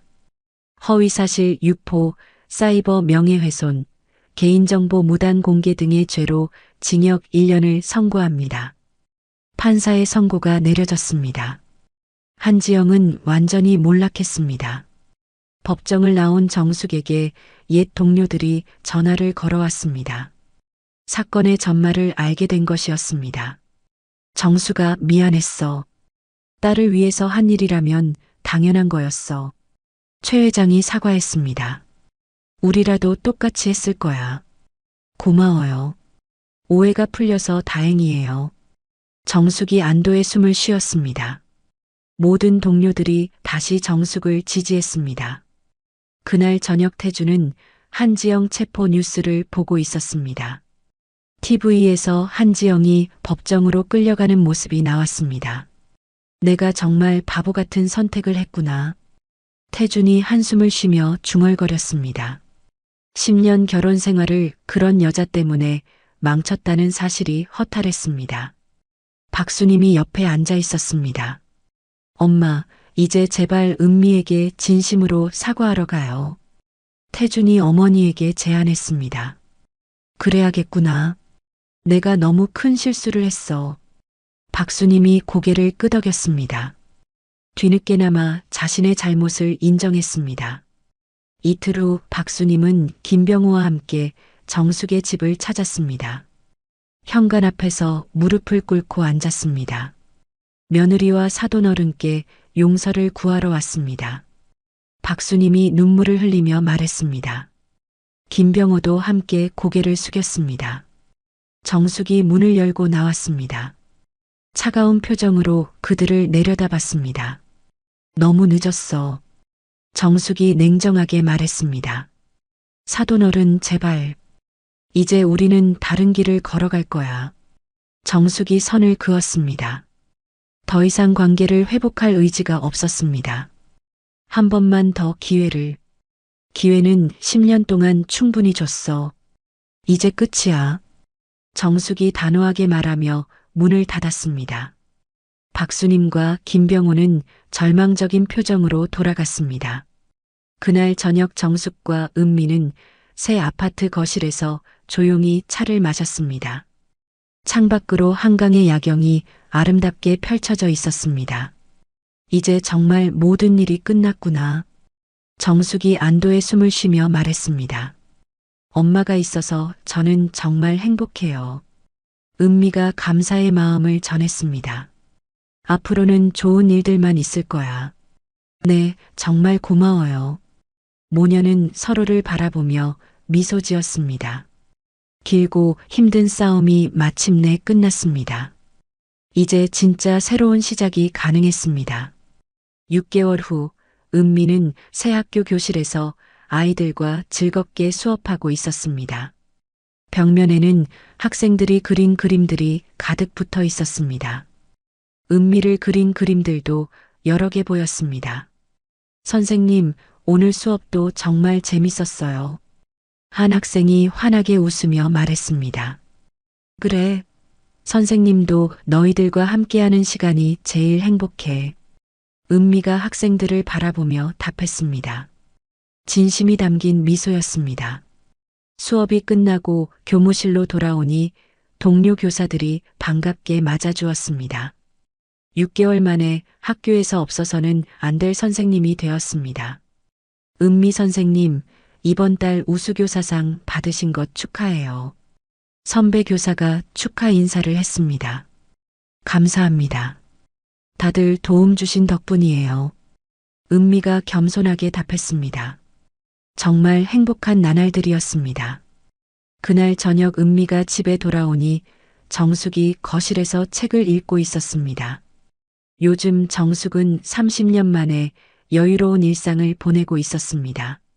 엄마, 저 왔어요. 어서 와. 오늘은 어땠어?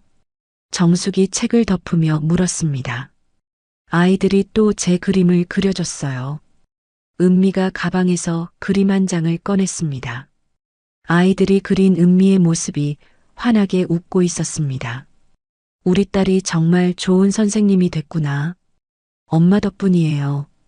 은미가 어머니 옆에 앉으며 말했습니다. 요즘 정숙이가 추천한 선생님이라고 교육청에서도 소문이 자자해. 정숙이 자랑스럽게 말했습니다. 옛 동료들이 종종 연락해서 딸 자랑을 들어달라고 했습니다. 한편 그 시각 김병호는 작은 공사 현장에서 막일을 하고 있었습니다. 30년 회사 사장에서 일용직 노동자가 된 현실이 아직도 믿어지지 않았습니다. 하지만 생활을 위해서는 어쩔 수 없었습니다. 김 사장님, 오늘 일 끝났어요. 현장 소장이 김병호에게 말했습니다. 한때 사장님이라 불렸던 김병호였지만 이제는 그냥 일꾼 중 한 명이었습니다. 네, 수고하셨습니다. 김병호가 고개를 숙이며 답했습니다. 나이 많은 노동자가 현실을 받아들이는 것은 쉽지 않았지만 선택의 여지가 없었습니다. 집으로 돌아가는 길에 김병고는 자주 과거를 떠올렸습니다. 내가 며느리를 제대로 보호했더라면. 하지만 이미 돌이킬 수 없는 일이었습니다. 박수님은 집에서 경로당 봉사활동 준비를 하고 있었습니다. 요즘 박수님의 유일한 위안은 봉사활동이었습니다. 남편도 잃고 며느리도 잃은 상황에서 할 수 있는 일이 많지 않았습니다. 내가 며느리를 잘못 대한 죄로 이런 벌을 받는구나. 박수님이 혼자 중얼거렸습니다. 경로당에서 만나는 할머니들에게 자주 하는 말이었습니다. 며느리한테 잘해야 한다더니 정말 그러네. 다른 할머니들이 박수님을 보며 교훈 삼아 이야기했습니다. 박수님은 고개를 숙이며 후회했지만 이미 늦었습니다. 태주는 신림동 작은 회사에서 말단 직원으로 일하고 있었습니다. 월급은 이전의 절반도 되지 않았습니다. 원룸에서 혼자 살며 라면으로 끼니를 때우는 날이 많았습니다. 퇴근 후 편의점에서 컵라면을 사며 태주는 생각했습니다. 내가 지킨 것보다 잃은 게 훨씬 많구나. 계산대 직원이 물었습니다. 젓가락 드릴까요? 네, 주세요. 태준이 힘없이 답했습니다. 10년 전만 해도 상상도 못했던 삶이었습니다. 가끔 은미 소식을 들을 때가 있었습니다. 강남 명문학교에서 우수교사로 활동한다는 이야기였습니다. 은미는 잘 살고 있겠지. 태준이 쓸쓸하게 생각했습니다. 자신의 어리석은 선택을 매일 후회했지만 돌이킬 수는 없었습니다. 한편 한지영은 여자교도소에서 복역 중이었습니다. 하루하루가 지옥 같았습니다. 같은 방 죄수들도 한지영을 좋아하지 않았습니다. 야, 불륜녀. 밥 먹으러 가자. 다른 죄수가 퉁명스럽게 말했습니다. 한지영은 대답도 하지 않고 따라 나섰습니다. 식당에서 혼자 앉아 밥을 먹으며 한지영은 과거를 후회했습니다. 내가 왜 그런 짓을 했을까? 하지만 이미 모든 것이 늦었습니다. 출소 후에도 정가자 신분으로 어떤 학교에서도 받아주지 않을 것이었습니다. 정말 인생이 끝났구나. 한지영이 절망적으로 중얼거렸습니다. 그런 가운데 정숙과 은미는 평화로운 저녁 시간을 보내고 있었습니다. 정숙이 은미에게 조심스럽게 말을 꺼냈습니다. 은미야, 이제 새로운 사람을 만나는 것도 생각해봐야 하지 않을까? 엄마, 아직은 혼자서도 충분히 행복해요. 은미가 환하게 웃으며 답했습니다. 아이들이 있고 엄마가 있으니까 외롭지 않아요. 그래도 언젠가는 엄마, 지금이 정말 좋아요. 급하게 생각하지 말아요. 은미가 어머니의 손을 잡으며 말했습니다. 정숙도 딸의 마음을 이해했습니다. 다음 주 토요일 정숙과 은미는 한강공원을 산책하고 있었습니다. 가을바람이 시원하게 불어왔습니다. 모녀가 함께 걷는 모습이 평화로웠습니다. 앞으로는 우리가 행복한 일들만 생각하자. 정숙이 딸에게 말했습니다. 네, 이제 진짜 자유로워진 기분이에요. 은미가 환하게 웃었습니다. 10개월 전의 절망은 이제 완전히 사라졌습니다. 공원 벤치에 앉아 한강을 바라보며 두 사람은 미래 계획을 세웠습니다. 내년에는 유럽 여행이나 가볼까? 정숙이 제안했습니다. 좋아요. 제가 돈 모아서 엄마와 함께 가요. 내가 낼게. 우리 딸이 고생한 보상이야. 그럼 안 돼요. 제가 엄마 효도하고 싶어요. 모녀가 웃으며 계획을 세우는 모습이 행복해 보였습니다. 어느 봄날 오후 정숙과 은미는 새 아파트 베란다에서 화분에 꽃을 심고 있었습니다. 튤립과 장미 모종들이 베란다를 가득 채웠습니다. 새로운 시작을 상징하는 것 같았습니다. 엄마, 정말 고마워요. 은미가 흙을 만지며 말했습니다. 엄마가 아니었다면 전 아직도 그 지옥에서 살고 있었을 거예요. 엄마로서 당연한 일을 했을 뿐이야. 정숙이 딸을 바라보며 답했습니다. 이제 우리는 정말 새로운 시작이야. 네, 이제 아무도 우리를 방해할 수 없어요. 두 모녀는 서로를 꼭 껴안았습니다. 지난 시간의 아픔을 완전히 털어낸 순간이었습니다. 해질 무렵 정숙과 은미는 거실에서 차를 마시며 창밖의 아름다운 석양을 바라봤습니다. 한강의 노을이 비쳐서 황금빛으로 반짝였습니다. 엄마, 저 노을 정말 아름다워요. 그래. 우리 앞날도 저렇게 아름다울 거야. 정숙이 만족스럽게 말했습니다. 앞으로 어떤 일이 생겨도 우리는 함께니까 두렵지 않아요. 그래. 엄마와 딸이 힘을 합치면 못 이길 게 없지. 두 사람이 웃으며 차를 마셨습니다. 창밖으로 보이는 서울의 야경이 희망적으로 반짝였습니다. 정숙은 컵을 내려놓으며 마지막으로 말했습니다. 이제 진짜 우리 인생이 시작이야. 네, 정말 새로운 시작이에요. 은미가 환한 미소를 지으며 답했습니다. 두 여자의 당당하고 희망찬 새로운 인생이 시작된 순간이었습니다. 과거의 아픔은 모두 뒤로하고 앞으로는 행복한 날들만이 기다리고 있었습니다. 정숙과 은미는 서로의 손을 꼭 잡고 미래를 바라봤습니다. 그들의 이야기는 이제 새로운 장을 열어가고 있었습니다. 더 이상 누군가의 며느리나 시어머니가 아닌 오직 자신들만의 삶을 살아갈 수 있게 된 것입니다. 거실에 은은하게 퍼지는 차향과 함께 두 모녀의 행복한 웃음소리가 아파트를 가득 채웠습니다. 창밖으로는 별들이 하나둘 떠오르며 이들의 새로운 시작을 축복하는 것 같았습니다. 때로는 인생이 우리를 벼랑 끝까지 몰아붙일 때가 있습니다. 은미처럼 10년을 참고 견뎠지만 결국 모든 것을 잃은 것 같은 순간 말이죠.